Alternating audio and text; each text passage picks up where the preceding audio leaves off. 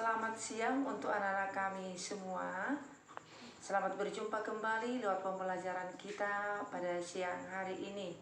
Materi pembelajaran kita menyusun cerita inspiratif. Sebelum kita memasuki pembelajaran kita pada siang hari ini, alangkah baiknya kita berdoa terlebih dahulu.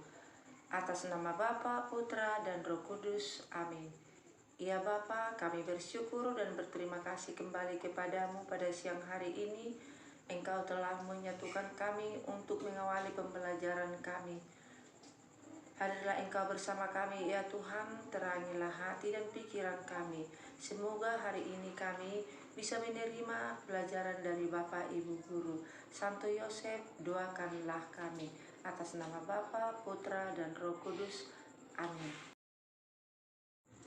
Nah, anak-anak kami semua, tujuan pembelajaran kita pada siang hari ini yang pertama, mengetahui dan memahami teks cerita inspiratif. Sedangkan yang kedua, mengetahui ciri-ciri teks inspiratif. Dan yang ketiga, mengetahui tujuan teks inspiratif. Dan yang terakhir, menyusun teks cerita inspiratif. Nah, pengertian cerita inspiratif adalah karangan yang menuturkan perbuatan, pengalaman, atau penderitaan orang, atau kejadian dan sebagainya, baik yang sesungguh-sungguhnya terjadi maupun yang hanya rekaan belaka. Sedangkan inspirasi adalah percikan ide-ide kreatif atau ilham akibat proses belajar dan peduli kepada sekeliling kita. Inspiratif artinya bersifat inspirasi. Jadi, pengertian teks cerita inspirasi adalah teks berbentuk narasi yang bertujuan memberi inspirasi kebaikan kepada orang yang banyak. Jadi teks inspiratif adalah teks yang berbentuk narasi yang bertujuan memberi inspirasi kebaikan kepada orang banyak. Tujuannya untuk menambah dan menggugah motivasi, semangat, dan rasa percaya diri. Nah, sekarang kita masuki yang kedua, ciri-ciri teks cerita inspiratif. Yang pertama adalah diciptakan untuk menggugah perasaan pembaca. Sedangkan yang kedua, memberi kesan mendalam. Dan yang ketiga, memiliki perasaan moral sehingga pembaca dapat belajar dari teks cerita inspiratif. Nah, bagian wajib cerita inspiratif yang harus anak-anak kami pahami, yang pertama adalah bagian awal. Bagian awal itu termasuklah bagaimana kita membuka cerita tersebut. Dan yang kedua, bagian tengah. Bagian tengah ini bagaimana cerita itu berkembang melalui konflik yang ada di dalam cerita itu. Dan yang terakhir adalah bagian akhir.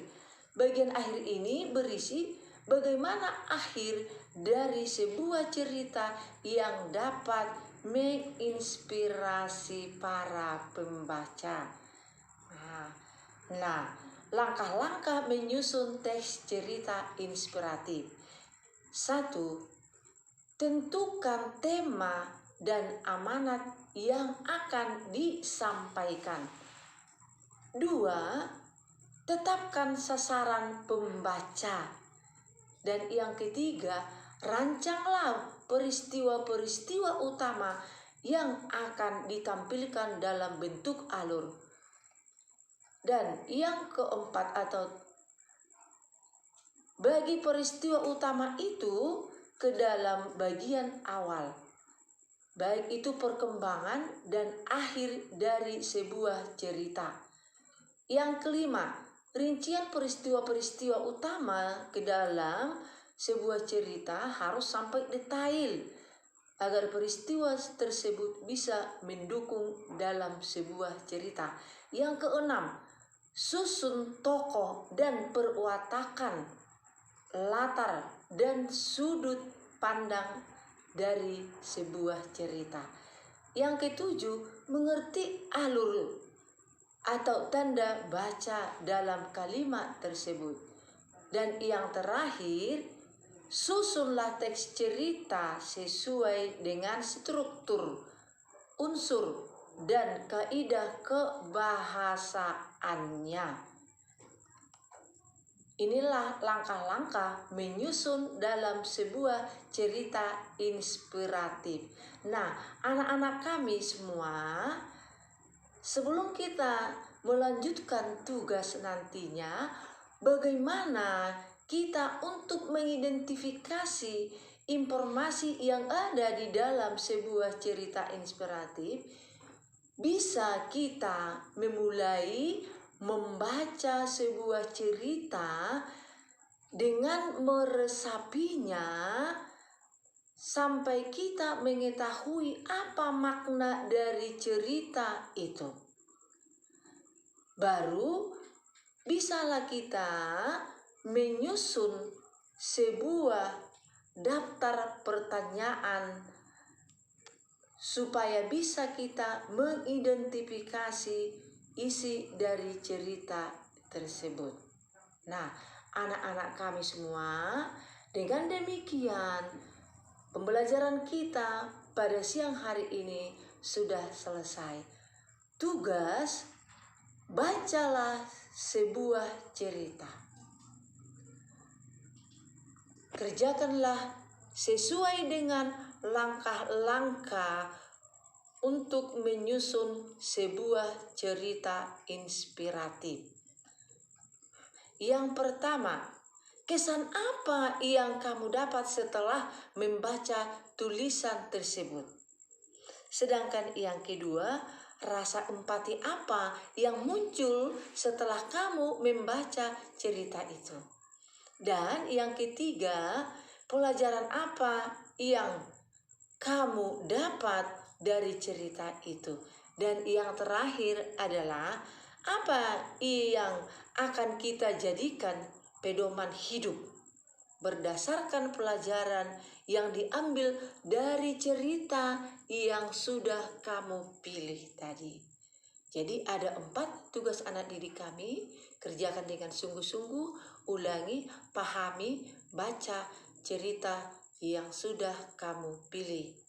Dengan demikian pembelajaran kita pada siang hari ini sudah selesai. Selamat mengerjakan tugasnya. Terima kasih. Kita tutup dengan doa atas nama Bapa, Putra, dan Roh Kudus. Amin.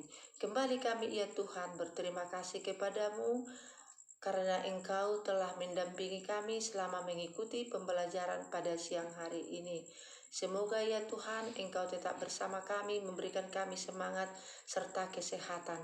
Santo Yosef, doakanlah kami atas nama Bapa, Putra, dan Roh Kudus. Amin.